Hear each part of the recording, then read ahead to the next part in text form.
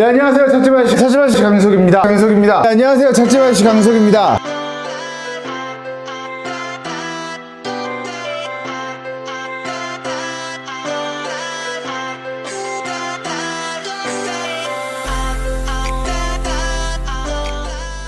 네, 안녕하세요. 차치바시 강석입니다. 안녕하세요.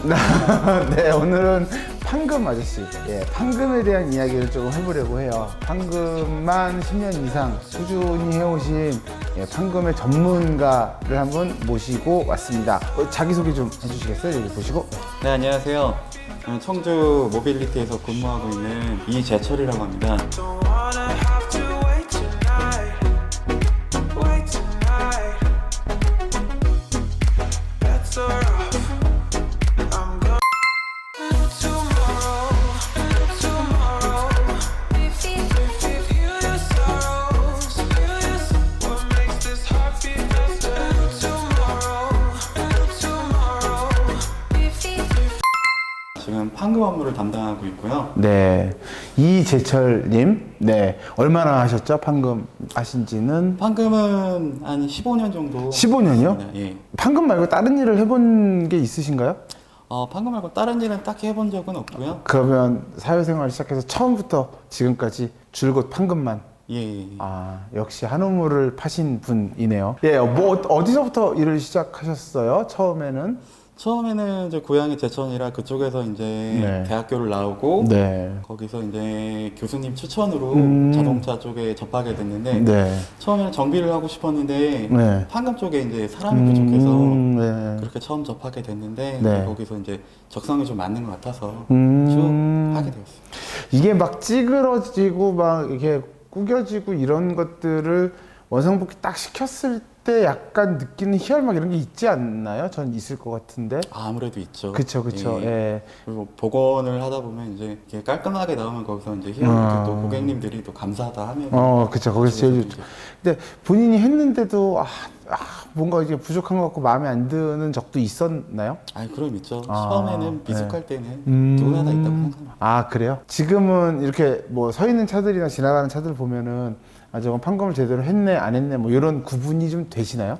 예전에 제가 처음 할 때는 그게 가능했는데 요즘에는 뭐 다른 데도 네. 기술이 많이 발전해가지고 자세히 보지 않는 이상은 뭐 크게 알기는 힘들 것 같아요. 옛날에는 쉽게 얘기해서 좀 막 난림으로 한 것들이 꽤 있었는데 요즘은 다들 깔끔하게 잘 하니까. 그러면 지금 일하시는 이곳은 다른 곳하고 뭔가 좀 다른 게 있나요? 이곳은 일단은 코롱 네. 브랜드를 갖고 가기 때문에 네네. 아무래도 방청 작업이라고 네. 목이나 네. 그런 것들을 이제 내부 왁스 네. 같은 걸 이용해가지고 네네. 더 깔끔하게 이제 좀 더 철판이 오래 보존될 수 있도록 해주는 약품 같은 것도 쓰고 있고요. 네. 장비 자체도 이제 철판의 데미지가 좀 적게 가는 것들 그 제품을 선별해가지고 판매하고 있습니다. 판금을 하는 게 낫나요? 교환을 하는 게 낫나요? 차만 놓고 봤을 때? 그 부분은 이제 뭐 손상된 부위 따라서 네. 크게 다르다고 생각하는데 아. 아무래도 좀 도어를 기준으로 네. 봤을 때 네네네. 테두리 같은 부분은 네. 마감이 이제 실리콘이나 이런 네. 것들이 돼 있는 부분들이 있어요. 네. 그런 부분에 좀 충격이 크게 가면은 아무리 보수를 한다 해도 음. 좀 원래대로 가긴 좀 힘든 부분들이 있어서 그런 부분들이 있으면은 교환하는 게 맞고요. 네. 그게 아니라면 이제 판금을 저 같은 경우는 사고가 나면 무조건 살려라.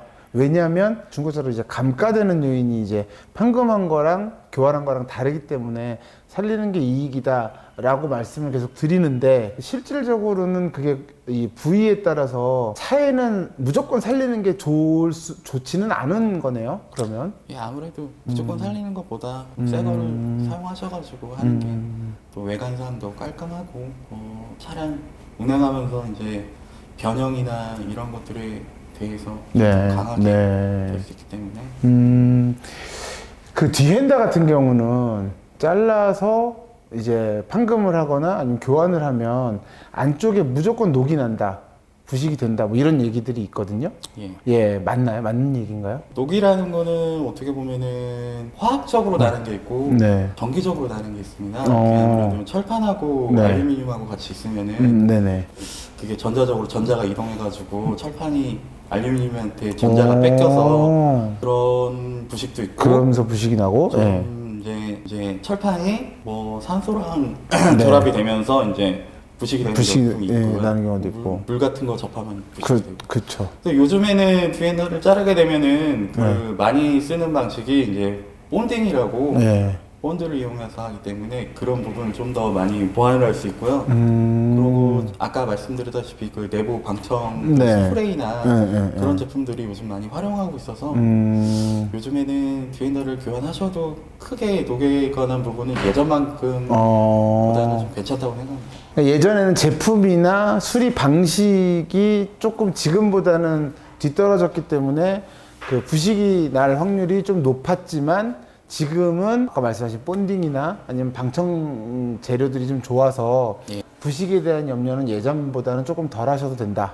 예. 이렇게 이해하면 될 거. 그럼 그런 작업들을 제대로 하는 업체에 갔을 때 이야기이겠네요. 예, 아무래도 그쵸? 그렇죠. 예, 조금 저렴하게 받거나 아니면은 이제 일반적인 곳에서는 그런 것들을 조금 등한시 했을 때는 부식이 일어날 수도 있다라고 예, 아무래도 생각을 해도 가격적인 되는 부분은 거죠. 무시할 수 없으니까. 그쵸. 자, 그러면 여기서 근무를 하시면서 혹시 뭐 내가 이 판금을 하면서 나만의 어떤 뭐 철학이라던가 아니 나는 꼭 이런 것들은 지킨다, 이런 것들은 안 한다. 그리고 또 뭐 앞으로는 뭐 이렇게 앞으로도 계속 이렇게 할 것이다. 뭐 이런 것들이 좀 있을까요? 전 판감하면서 가장 이제 힘든 부분이 네. 아무래도 철판을 많이 접하다 보니까는 네. 녹이 네. 발생되는 걸 최대한 적게 하기 위해서 네. 노력과 공부를 많이 하고 있긴 하지만은 아직도 좀 안 보이거나 손이 안 가는 부분들을 100%는 다 대처하기는 힘들어서 그 부분을 좀 더 많이 노력하고 있죠. 보이지 않는 곳까지 꼼꼼하게 티가 나지 않는 부분도 이제 다 꼼꼼하게 하려고 한다. 그리고 그렇게 하기 위한 공부도 계속 하고 있다. 예. 그럼 앞으로도 계속 예. 이 일을 언제까지 하실 생각이세요? 그 정년까지는 해야죠. 진짜요? 65세? 우리 한우분만 판 거 끝까지 파봐야죠. 정말요? 그렇게 생각하세요? 실은 지금 나이가 어떻게 되세요? 제가 36이요. 여태까지 산 만큼을 더 이 일을 하실 생각인 거네요? 예. 한 그쵸? 만큼만 더 하면 되는 거죠. 덴트라고 하잖아요. 예. 그쵸? 칠이 벗겨지지 않고 도장이 이렇게 찌그러졌을 때 그 덴트를 하는 것과 판금을 하는 것과의 차이가 어떤 차이인가요? 일단은 그냥 계열로만 보자면 같은 계열인데요. 네. 덴트 같은 경우가 이제 복원 작업인데 네. 덴트는 흔히 알고 계신 대로 그냥 외부에 그 페인트를 건들지 않고 그렇죠. 안에서 이제 피는 방식인데요. 네. 그거는 외부에서 열을 주고 안쪽에서 힘을 가해서 조금씩 피는 거긴 한데 아마 손님들이 보셨을 때는 100% 상관이 없으실 텐데 자세하게 보면은 조금 약간의 차이가 굴곡은 나죠. 이제 그쵸. 차이가 있을 수밖에 없죠. 아무래도 판금 같은 경우는 이제 거기다가 실을 벗기고 간단한 스터드 용접을 한 다음에 이제 버티라든가 그 다음에 뭐 부색에서 이제 뭐 서펜잖아 그리고 네네. 베이스를 올리고 그 다음에 그 클리어를 올리기 때문에 평면을 잡고 네, 그렇죠. 작업을 하기 때문에 그런 부분은 좀 더 깔끔하게 보일 수가 있죠. 그쵸. 아무래도 그냥 뭐라고 해야 되죠? 논리적으로도 이게 철판이 찌그러졌는데 그거를 아무 짓도 안 하고 그냥 그대로 피면 똑같이 펴지지는 않겠죠. 충격을 받았었으니까. 그러니까 약간의 우그러. 그러니까 덴트를 저도 많이 했는데 완벽하게, 그러니까 문콕 같은 것들 덴트 많이 하는데 완벽하게 펴지지는 않아요. 그냥 자세히 봤을 때, 그러니까 언뜻 봤을 때 괜찮은 정도의 수준이 덴트인 것 같고, 판금은 지금 말씀하신 여러 가지 작업을 통해서 거의 완벽하게 복원을 한다. 쉽게 말해서 덴트 같은 경우는 그냥 생활 문콕이라든가 생활 사고가 아닌 네. 뭐 그런 것들을 하기에는 저도 적합하다 생각하고요. 이제 사고로 인해서 좀 손상이 간 것들은 뭐 덴트는 안 찌그러지거나 되죠. 네. 사고 수리하시는 게 아무래도 사고가 났을 때 그 부위를 교환하는 것과 판금하는 것과 그게 이제 기준점이나 차이, 이 정도는 교환을 하시는 게 맞습니다. 그리고 뭐 교환을 했을 때 장단점, 판금을 했을 때 장단점 이런 것들 좀 알려주실 수 있나요? 그 두 가지 기준점에서는 네. 부품이 그러니까 얼마나 이제 사고가 만약에 났을 때 버틸 수 있느냐에 따라서 아무리 사고가 나서 판금을 하면은 아무래도 그게 갖고 있는 성질 자체의 강도가 좀 더 약해지기 때문에 그거에 대해서 그게 허용 범위를 넘어서면은 네, 교환을 교환하는 게- 하는 게 맞고요. 그 범위 안에서 작업할 수 있으면은 판금하는 게 맞죠. 아무래도 가장 중요한 거는 외관도 중요하지만 안정이 더 중요해요. 아, 그렇네요. 제가 고객들한테 말씀드렸던 기준은 뭐냐면 찢어졌어요? 구멍 났어요? 뭐 그런 건 판금 안 돼요. 그런 건 교환하셔야 돼요. 뭐 이렇게 말씀을 드렸었는데 그것도 중요하지만 이 철판이 자체 강성을 유지할 수 있느냐 없느냐 이 정도 다쳤을 때는 얘가 나중에 사고가 났을 때 이제 버텨주지 못하고 더 크게 올 수 있다라고 하면 교환을 해서 제대로 된 걸로 딱 이렇게 안전, 그렇죠, 안전이 또 네. 포인트가 되겠네요. 판금하는 거가 교환하는 거는. 그러니까 저도 오늘 판금하시는 분하고 얘기를 하면서 금액을 아끼기 위해서는 사고 수리할 때 무조건 살리고 판금 위주로 해달라고 해야 된다라고만 말씀을 드렸는데 그렇게 하면 안 되는 이유를 오늘 좀 많이 알았어요. 예, 좋은 자리였던 것 같고요. 일단 그러면 지금도 사고 나서 입고된 차량들이 좀 있죠. 예. 그 차량들을 좀 보면서 수리하는 과정이라던가 아니면 이제 수리를 어떻게 해야 되는지 그거 조금 디테일하게 이야기를 좀 나눠봤으면 좋겠네요. 네, 그럼 이렇게 내려가셔서 한번 차에서 이야기를 좀 나눠보시죠.